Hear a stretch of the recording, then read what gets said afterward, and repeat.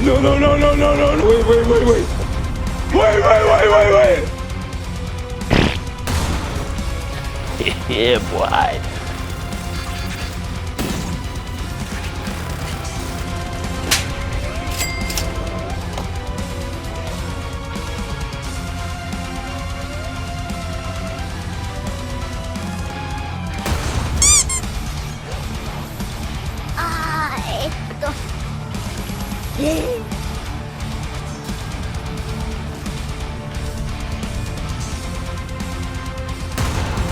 Hell to you. Congo.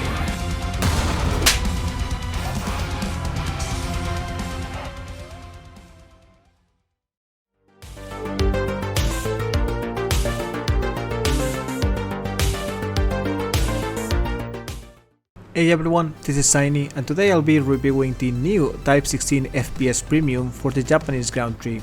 First of all, mention that, as many of you might know already, this is just a copy-pasted Type 16 identical to the P as prototype version that was already in game, just with a fancy Armament. Ironically enough, the more Armament Premium's Gaijin releases, the less Armament they have. However, it still looks cool. It is a rank 6 vehicle sitting at 8.7 BR. Because of this rank, it will allow you to grind the entire Japanese tech tree currently in game, with the shown modifiers. You can also see the repair cost here. This light tank is an 8x8 APC with an engine delivering 570 horsepower.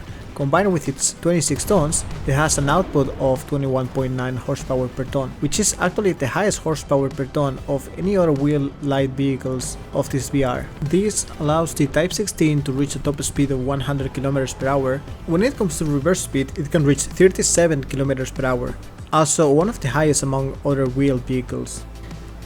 The only issue I see with the Type 16 performance would be the fact that the transmission of this vehicle doesn't seem to be too good. It struggles with its first gear. If your Type 16 is completely stopped and you try to go uphill, you will have a very hard time doing so. As you see in this clip, we compare the Type 16 going uphill with the CTL-11, a light tank which features 19.6 horsepower per ton, lower than the Type 16. As you see here, the Type 16 was not able to get to the top. This is due to the horrible acceleration that the Type 16 has on low gears. This is something to take into consideration despite some players claiming that the horsepower per ton is the main source of acceleration, but it is actually the transmission what can make the biggest difference. So probably this detail is the worst part when it comes to the performance of this vehicle. But regardless, it features an overall better mobility compared to other wheeled vehicles at this VR. For instance, the infamous WMA 301, now sitting at the same VR as the Type 16, is worse in pretty much all aspects compared to the Type 16. Since my intention is to do a quick review, I won't be getting into deep detail regarding the armor, but overall, the front of this vehicle is well armored compared to other wheeled vehicles. Using, for example, again the WMA at the same VR can be easily destroyed with a 50 cal machine gun, but this is not the case with the Type 16. Even on the sides, the Type 16 is well protected against 50 cal machine guns, only the lower chassis is vulnerable. Needless to say that anything more powerful than a 50 cal will easily destroy your vehicle. Even if the front can sustain some autocannon hits, it won't take long until the whole vehicle is disabled.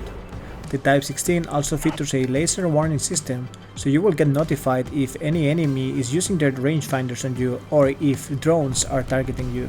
Now, talking about the armament, the Type 16 features a 105mm gun following NATO doctrines. Of course, the gun is fully stabilized and features a laser rangefinder expected at this VR.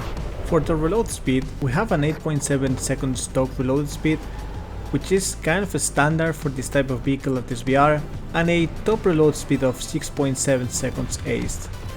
The turret rotation speed is not too good, at 17.9 degrees per second stock and 30 degrees per second aced. So as I mentioned, it's not too good compared to other wheeled vehicles at this VR. The Ruicat 105, for comparison, has a 40 degrees per second aced. In the Japanese tech tree, this is not exclusive to the Type 16, as most top tier Japanese tanks have a below average turret rotation speed. One of the best traits of this vehicle is the fact that it features Generation 3 thermal optics for both the gunner and commander, making it the only wheeled vehicle, along with the Wolfpack, to feature such advanced optics. We also have a 50 cal machine gun, which is very good to destroy enemy helicopters or light armored vehicles. Additionally, since this is a light vehicle, we also have the Scout UAV, which is very useful to find enemies. Regarding the ammo, this Type 16 has the same choices for ammo as the Tech 3 prototype version. Really, the clear ammo choice is the M735 APFSDS, not as good as the Type 93 that you can find in the 9.0 Type 16 version, but still a decent round. This is the same APFSDS round used by the XM1. Overall, the round is sufficient for its VR, but playing up tier, you might face T-72s and similar vehicles which are very hard to deal with up front. If you use the XM1, you're probably already very aware of these APFSDS limitations. Now for the conclusion of this quick review, I think the Type 16 FPS is a good vehicle, it performs very well, and it probably is one of the best, if not the best, 8.7 wheel-like tanks. The only problem is that it does not feel consistent in a game, as your lineup choices are limited. I think Gaijin is adding more wheel-like tanks as the main top tier premiums, since even bad players can still grind with them by capturing points using the speed or just supporting the team. Gaijin removed the Type 74G to replace it with this tank, and yes, they most likely did this because the Type 74 wasn't performing too well at 9.0. It's inferior to other premium vehicles such as the Leopard L44. Of course, if you do already own the Type 74G, that will expand your possibilities compared to just spawning one premium vehicle and leaving after dying. Down the road of grinding, you can add the Type 89 or the rest of the Tech 3 Type 16s to your lineup, but the grind is painful and honestly Japan seems to lack options. Overall, I would recommend this vehicle if you really want to grind the Japanese Tech 3, since you don't have any other options now that they removed the Type 74G. Now that's it for the Type 16 FPS. I hope this review was informative for you, and I'll see you in the next video. Thank you for watching.